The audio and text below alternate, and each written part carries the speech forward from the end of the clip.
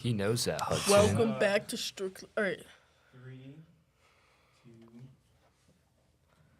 Hi, welcome back to Strictly Hoops. I'm Hudson. I'm Nick. And I'm Griffin. Starting off, so obviously we all know March Madness was on, some really good games. So we're going to start with Sweet 16. Yep.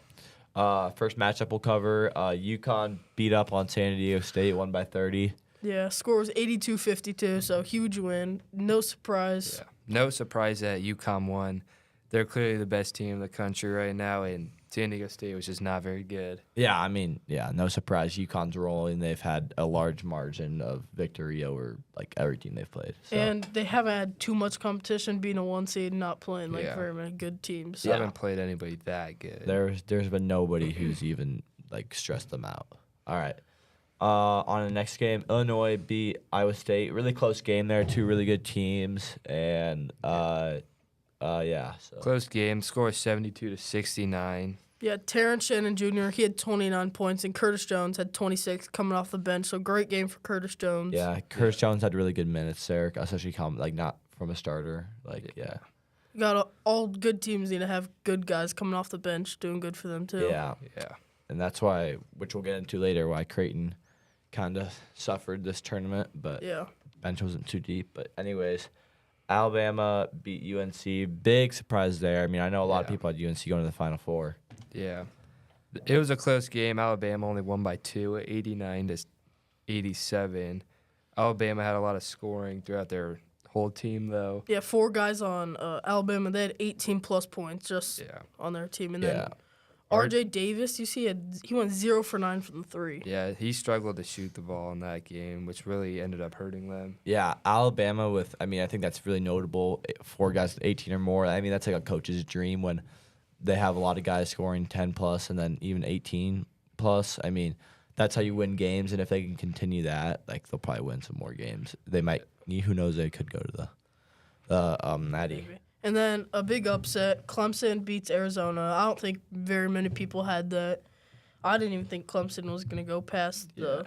I had them losing the first round, but they ended up going to the Elite Eight, won by 5. Caleb Love for Arizona was 0 for 9 on threes also. Yeah, 2 guys from that... Well, R.J. Davis on UNC, and then Caleb Love come from UNC. Both went 0 for 9.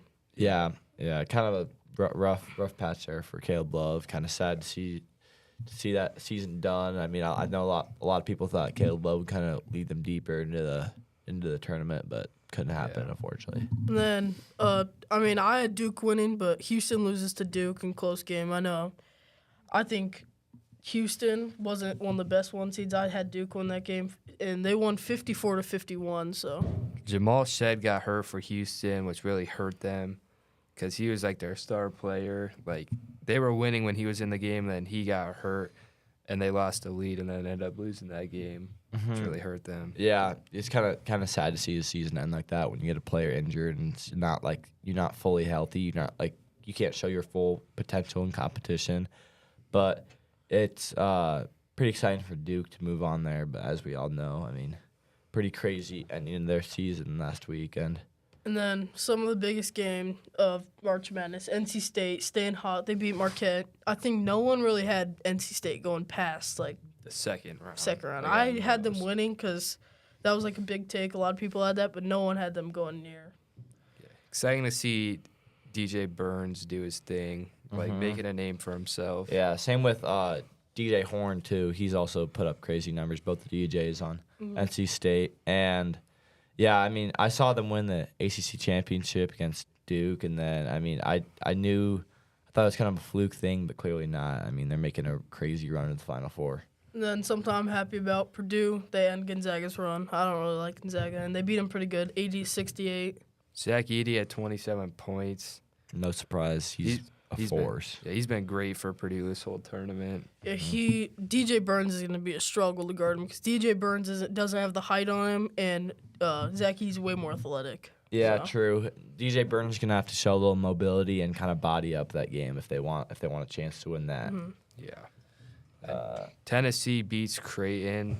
They went on a 17-0 run, and Creighton just kind of fell apart after that, and they couldn't come back. Still kept it kind of close, 82-75. And Baylor Sharman, he still had a great game. He had 25 points. Yeah, I mean, as we all know, we're Jays fans. Pretty sad loss there, but Yeah. I mean, that was a game of runs. I know Tennessee had a crazy run to start the second half, and then Creighton had a crazy run to follow it. So sad to see Creighton season end, but Dalton Connect had a great game. Baylor, like you said, had a great game. But yeah, Those Yeah. two have been great this whole tournament. yeah, And then heading into the Elite Eight, obviously we know NC State, they upset Duke 76-64. DJ Burns had 29 points. Huge game for him. DJ Horn had 20, so both the DJs scoring great for NC State. yeah. Pretty crazy there. I don't think anybody could have saw that coming. NC State And it was, going to the Final Four. it was a pretty big win by 12 points. Yeah, people are calling NC State America's team now because I think everybody's rooting for them, the Yeah. underdog. Everyone wants the underdog. Yeah, And then another pretty good game. Alabama defeats Clemson 89-82. Still a close game because I didn't think Clemson was going to even keep it close. Yeah. Both teams had 5 players with 10 or more points. So good scoring around. Great scoring for everyone.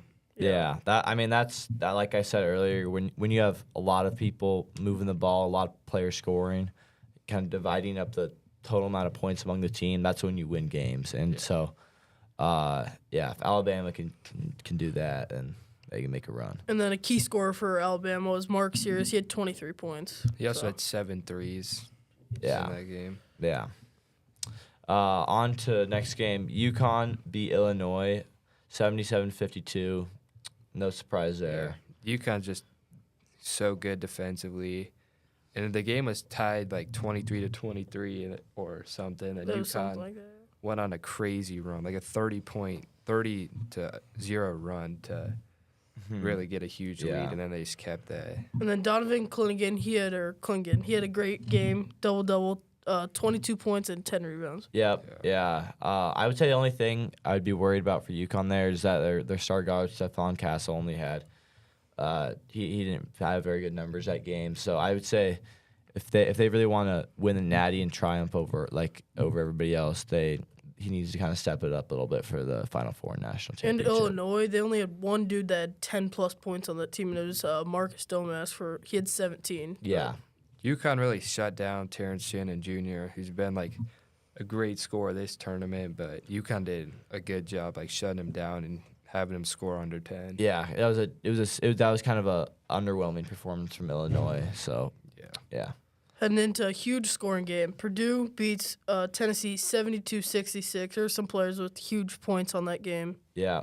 Dalton Connect with 37. I mean, he just keeps on proving to everybody that even though he's a senior, that he's just puts up crazy numbers and that he could be completely and totally NBA capable. He's And then- proving that he should be like a first-round lottery pick. Yeah, for sure. And Zach Edey had 40 points and 20 rebounds. Yeah. I mean, Crazy that's stats for him. insanity. I mean, if he plays that game, like I know they were feeding him a lot because he was a lot bigger and a lot more dominant over Tennessee's big. But if he can play like that in the Final Four, and if they make it the national championship, I think they could be really good contenders for if UConn is there. All right, heading to the Final Four, we can just do our own predictions. I think overall Purdue and UConn are the best teams. Yeah, I I'd have think- to agree. I think Purdue will probably win, but I'm hoping NC State wins. Yeah, and I think if NC State really pulled that win, I mean, I think it would be insanity. I mean, to see NC State in the national championship, I know nobody had them there. And I just really think, I don't think DJ Burns can guard Zach Edey. So It'll be fun to see. I mean, he's a big body, but he's not very like it's not you said. lengthy enough. He's not lengthy. He's not athletic. I mean, he is athletic. I take that back, but he's not. Edie's more mobile, is what I would say. Yeah. And UConn versus Alabama. I think UConn's going to win. They're just so good defensively. I think they'll be able to keep Alabama to less points than usual for Yeah. Alabama. I think UConn takes that win pretty easily. UConn just the overall best team. Yeah. So if I had to guess, I mean, I'd probably say UConn, Purdue, Final Four. And then UConn wins, I'd say. But Yeah, UConn wins it all. I mean, Yeah. yeah, UConn, Purdue, national championship. What I meant. Yeah. All right. All right, that's all for us. That's fine. That was gonna be a long